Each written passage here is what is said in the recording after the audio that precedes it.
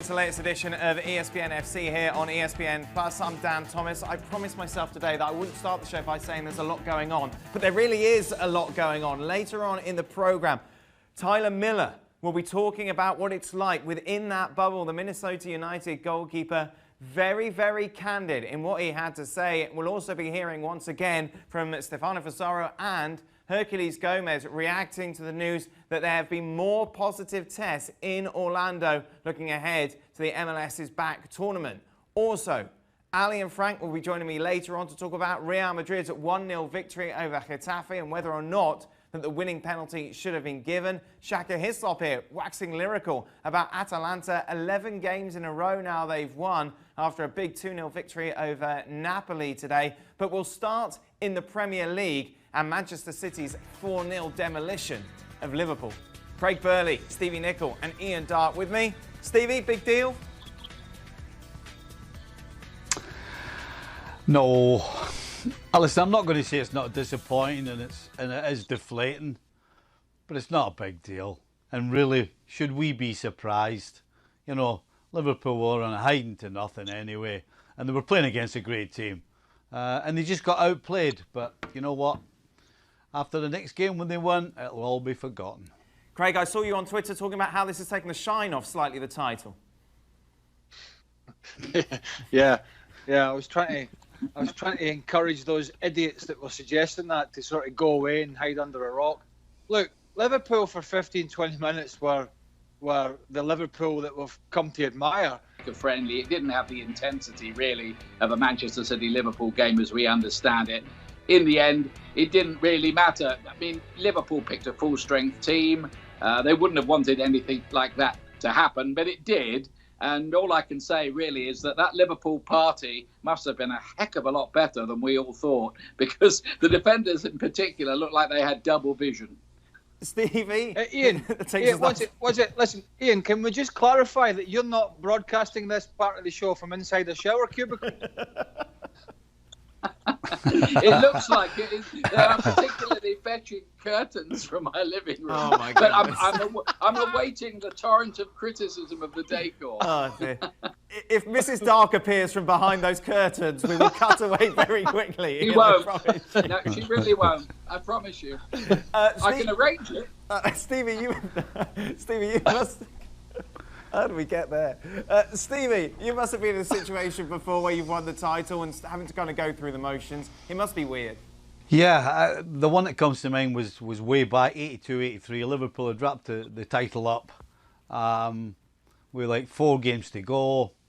And of course, I've just joined the team and I'm trying to get in it, so I'm all on edge and I'm concentrated.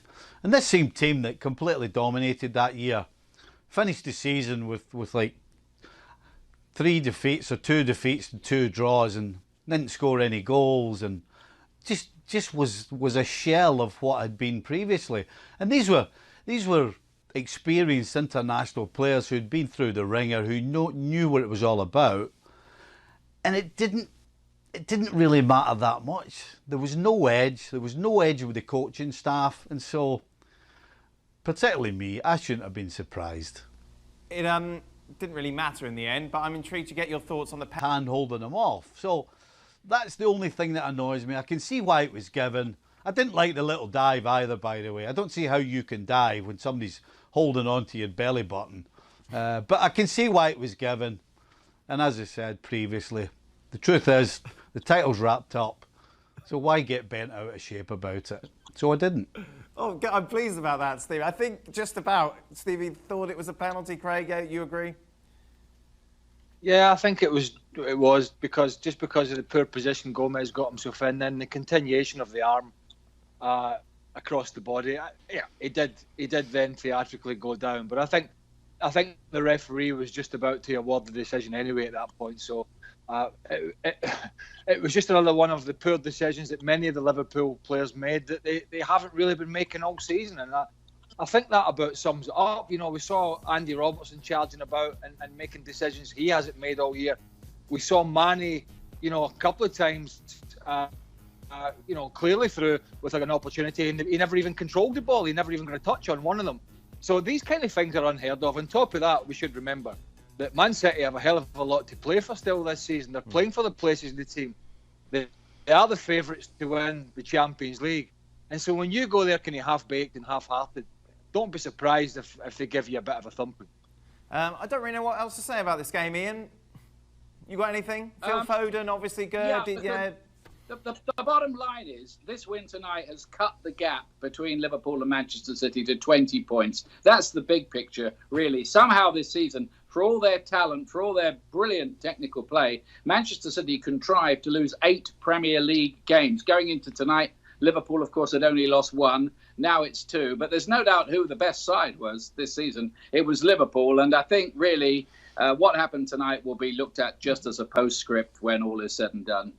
Has Kevin De Bruyne been the best player, though, Stevie? Difficult to... Are you talking about the season? Yes. Are you talking about this game? No, the season. Wow. Listen, I think he's up there in a group of Van Dijk, Mane and Henderson. I think he's in a group with them. But I don't think he did enough. I think he's just going to get pipped by one of the other 3 because of how great they all were and how great the team was. I think as you know, De Bruyne had some injury problems towards the start of the season. I think it's hard to look past a Liverpool player when you're looking at it. And I think somebody who's made the biggest difference for me at key times has been Sadio Mane. Jordan Henderson's been fantastically consistent, but I think Liverpool have leaned on Mane quite a lot, and he has rarely failed to deliver. And I think you could put a strong argument in front of you that said he's been the best player this season, but it's a close one. OK, let's move on to the earlier game, shall we? Sheffield United taking on Spurs. Sheffield United winning by 3-1. It was 1-0 when Harry Kane looked like he equalised. However, VAR took a look and there was a handball in the build-up. It was the right decision if you're going by the letter of the law, Ian. A lot of outrage about this, but really, can you blame the officials? They were just adhering to the rules, weren't they? Yeah, I think they had to actually give that under the letter. The other thing they've got to look at, really, the international board who decide the laws of the game. Craig, what did you make of it all? Drives me nuts. Honestly, drives me nuts, because here we have a scenario where Lucas Moura running at pace because there was no advantage gained. But to Ian's point, the people that are sitting in these IFAB meetings have to have a real think about further down the line when they're making these laws up. Because, if a player accidentally strikes the ball with the arm on his own and gains an advantage, I understand that. But when the ball is fired at you, from a yard and a half away, and you can do absolutely nothing about it, and all you're doing is going to ground from a push, then they have to rewrite that law, because that advantage wasn't gained by the player. And it's just crazy. And I understand the frustrations, but they're going to have to find a way in this summer. There's going to be a short summer, as we know, for the football season, to find a way to get some clarification, better clarification around these horrendously stupid laws around accidental handball. This law was introduced after the Llorente handball in the Champions League last season, of course, which went for Spurs. Stevie, what do you think? I'll be honest, I'm a little conflicted here because, we kind of complain, and we've been complaining for years about how rules are down to interpretation. And when it's down to interpretation, it can go all sorts of ways. The one thing I like about this rule is it's really clear. You can't interpret it. It's plain, it's simple, and it's in your face. Now, you can dislike it. And in every rule, there's going to be a situation where it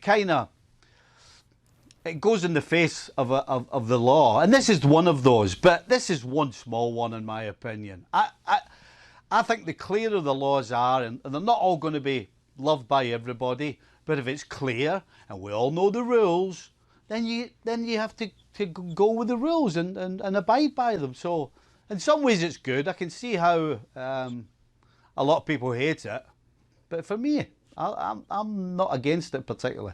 Away from that incident, Spurs were terrible. After that goal was disallowed, Sheffield United kicking on to win the game convincingly. This is what Jose Mourinho had to say about the second half performance in particular. You have to be ready to cope with negative moments and go to the last minute. Now I know more the profile of my players. I felt it. I feared that in the second half we wouldn't be strong enough to cope. Craig. Well, if he's feeling that, then he's got bigger problems than even he thought when he first put his big toe through the door of that training ground, because he's made some decisions, and one of those decisions is a partnership of Sanchez and Eric Dyer. Now, I don't see Eric Dyer as a midfield player, although he's played there. He's played well there at times, but I don't see him consistently as a midfielder because I don't think he's mobile enough. And on recent performances, I don't see him as a centre-half either. So I think he's got some big issues there, Mourinho. He's got a back four that'll get you the sack. In its current climate, that back four will get you the sack. And they're making bad decisions. But, hey, they've hired this man. They're not going to have a big budget in the summer. They've got some decent attacking players. They've got some talented players. And it's up to him to mould them into a side that can be better than what they are. Listen, what happened to the Jose Mourinho comes to the club and automatically we're more organised and we're better defensively and we're hard to beat? Where is it? We're not seeing it. They're hard to watch, Stevie, as well at the moment. Yeah, I mean, Craig said when he put his toe through the door, I'll tell you what he did was he followed with his big mouth and said, I like these players. These are a lot of these players I wanted. And 7 months later, is it? He's saying, I'm just finding out about these players. I mean, I'm sorry. Sometimes you got to keep it closed, and he's talking himself into the players having mutiny, like Manchester United. He's thrown them under the bus completely, basically saying they're gutless and they're not strong mentally. I mean, you've got talented players, and as a coach, when you take over a side, you get a job because they need organising and they need to restart. And he hasn't done any of that since he went there. Tottenham Hotspur played no different to the first day he was in there to today's defeat against a team in Sheffield United who, for talent, can't match Tottenham's starting 11, but for organisation, for heart, for mentality, for every other thing, they absolutely cover them. I really enjoyed that dramatic pause we got there from Stevie, Dan, but I was at the end of it hoping for a bit bigger and better word than mutiny. We got there in the end. Ian, if I'm a Spurs fan, I'm finding it very difficult to find anything positive to look forward to at the moment. Well, you've heard about the defensive problems from Craig and Stevie, but what about the attacking work tonight? I don't think Henderson, the goalkeeper, had a save to make. I think they had 70% of the ball, Spurs, but you could have read a book in the time it took them to develop an attack tonight. They were slow-witted. The defence you've heard about, the marking was shocking. They were ball watching, they were switching off. It was an absolutely shocking performance from them. And Jose Mourinho, talking about the players, he picked them. He's left Toby Alderweireld, who's probably the best defender they've got on the books, on the bench. Never got on. So Jose Mourinho has to address that. They look like they're going backwards, frankly, to me, Tottenham. I thought Sheffield United were right back to what they were before the lockdown. They were absolutely terrific, and they had a few players out injured as well, and they're right back in European contention. Well, Toby Alderweireld was a player he wanted at Man United, Ian, as you well know. So that's another one to Stevie's point about players that he either wanted to sign or said he knew they were very, very good before he got there. Listen, let's get to the big picture here. And he trotted out the Harry Kane stats and the stats for other players that played under him over the years a week or two ago.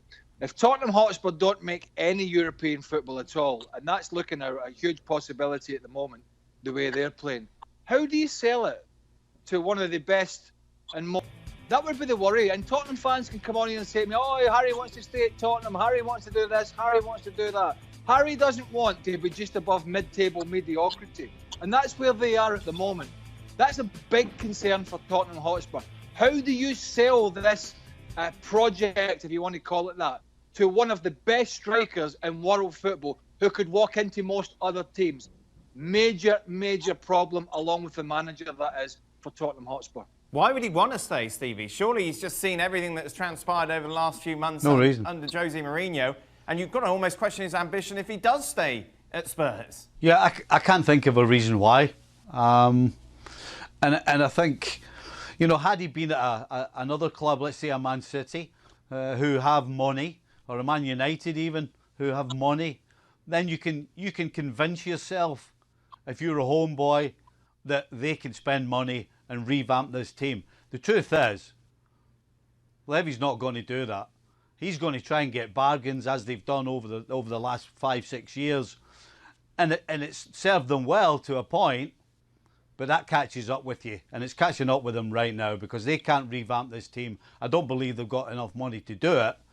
And so why would Harry Kane want to stay? I can't think of any reason whatsoever. And even when they've spent money, they spent it badly. And Ndombele has had an absolute nightmare. That's been a complete bust. Of course, Spurs spending a lot of money on him last summer, Ian. This club is in complete and utter disarray at the moment. It seems like that, doesn't it? And they're falling further and further behind in the race for a European place next season. And the guys are right. I don't think they've got a lot of money to spend. And Daniel Levy is notoriously miserly when it comes to doing the deals. And that is a very good point that Craig makes, I think, about Harry Kane, who is a Spurs boy. He's part of that club. They brought him through, and he wouldn't want to just leave them in the lurch. But there comes a point in his career where he will start to get a bit restless if they can't even offer him any European football to go with his obvious talent. So that is a watch this space situation, I think. Right then, Ian, thank you very much. You can go and have a shower now, but you will be back for 4 points after a 1-0 victory over Getafe today. Ali and Frank alongside me to talk about this. Ali, this wasn't exactly a performance of champions today. Well, I disagree with that, Dan. I think this is a performance of a team that knows what it takes and what it is required to beat Getafe. So I think Real Madrid realized very early on that this was not the sort of game in which they were just going to be able to pass the ball around and display all their talent, and they were going to be explosive in the attack. That was not going to be the case because Getafe does not lend themselves to do that out on the field. They're going to make it about 50-50 challenges and duels and second balls and physicality and grinding out a result. And Real Madrid said, well, all right, well, if that's the way that we're going to have to play this game, then so be it. We're not going to be able to play through them, so therefore we're going to have to fight with them. And it shows the flexibility of a team that can win games by outplaying somebody, but can also win games by outfighting somebody. And while it is not sexy, it is not entertaining, it's not pretty to watch, it's not what you would expect from Real Madrid or a champion team like Real Madrid, but in the end, it's effective, it's efficient, it's pragmatic, it's practical, it's everything that this team has been over the course of the season, and certainly since the restart. They've done just enough to win games, just enough to get 3 points, but that's far better than whatever Barcelona is doing. Barcelona's throwing away points, Real Madrid continues to get 3 points at a time. Do you agree, Frank? Maybe I should give Real Madrid more credit for this win? Yes, definitely, because I was very worried watching the game to see if they could find the key of the game and score 1 goal to win that game and get the 3 points. And I agree with Ali. It wasn't nice, that's for sure, but it was effective. They did what they had to do to find a way and get the 3 points. But you know, you need to be two to tango, and Getafe did everything they had to do to frustrate Real Madrid, to make them clumsy, to make them sloppy at some point. But at the end of the day, Madrid found a way again to get the win and do well and carry on, you know, getting points and maybe becoming the champion. But yeah, you need some time to get dirty and to work hard to win games. And it's not because you're Real Madrid full of stars that it's going to be pretty every game you're going to play. We happened to Cavaral, who at least twice in the first half pushed from the opponent back the 2 players and had no penalty against him. I wonder, I think he may love the coach of Getafe as well. Yeah, there were a couple of calls, weren't there, in the first half? Maybe Getafe could have had the penalties. The penalty that was awarded, Ali, he gets their leg, Carvajal cuts him back, and then there is no other recourse for the referee but to see a leg that is, yes, as you just mentioned, is dangling. Carvajal goes down, and clearly then 100% a penalty. Meanwhile, the talk in Barcelona continues to be about Quique Setién and Antoine Griezmann. Setién, of course, coming out after that draw against Atleti, say that he didn't play him more because he destabilises the team. Frank, we also heard then Griezmann's family taken to Instagram to talk about Setién. I'm just intrigued to what the reaction in France has been overall with regards to Griezmann, Barcelona and Setién. Well, we found the comment of the coach completely stupid, because if Griezmann coming in could destabilize the team, why you bought him? You knew that you will have a problem. You knew that Griezmann is a type of player who can be either as a striker, meaning on Suarez's place, or as a number 10 like Messi. So why do you pick him? So it's hard to put him on the left side where you need somebody very fast, like you had in sometimes like Neymar, like Dembele, but not at all Griezmann. The comment of the father has been criticized as well. It's because he wanted he wanted his son to go to Barcelona and pushed it. And now we just face where everybody has to be blamed, in fact. Griezmann first, because he decided to go to Barcelona, where he shouldn't, for sure. Quique Setién, because I think he's not the right coach for that type of team, because of Messi dealing with all the thing in the dressing room. And Barcelona, because they bought Griezmann. That was a real mistake, and now they try to deal with it. But there is only one issue, is for Griezmann to go next summer for next season. Atalanta all but guaranteed then a place in the Champions League next season. Shaka Hislop with me to reflect on that win. This is 11 games now, Shaka, in a row that they've won, and they were brilliant again today. They were, again, well, the second half, they were brilliant. This was a really weird game, Dan. The first half, Atalanta, despite how many goals they continued to score, leading Serie A in that regard, they almost didn't seem interested in attacking. It was really odd, the first half, and without really creating a whole lot of chances to Atalanta's credit in that first 45, despite my criticism of them. And once Napoli showed that they threw everything but the kitchen sink at Atalanta, and they stood up to that test, Atalanta knew that the game was there for the taking.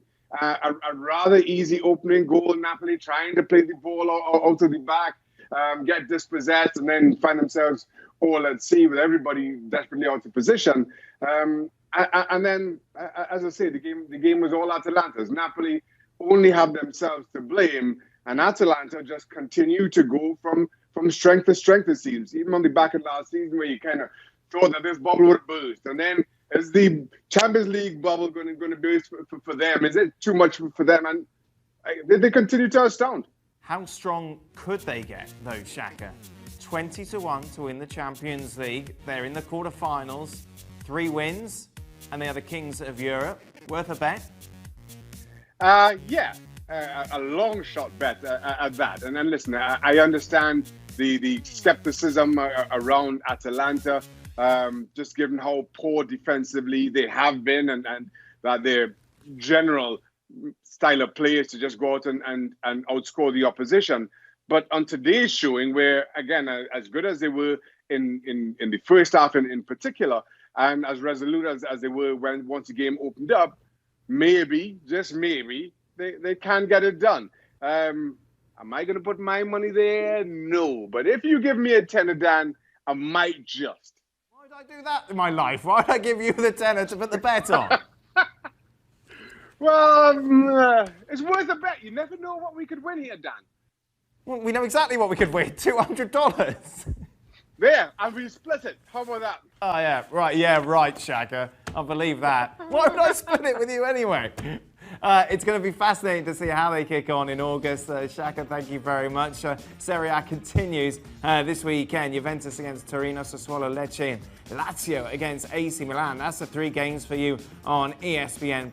Follow-up on Sunday, Inter taking on Bologna, Napoli against Roma, the late game for Atalanta. They're away, looking to continue this fine run against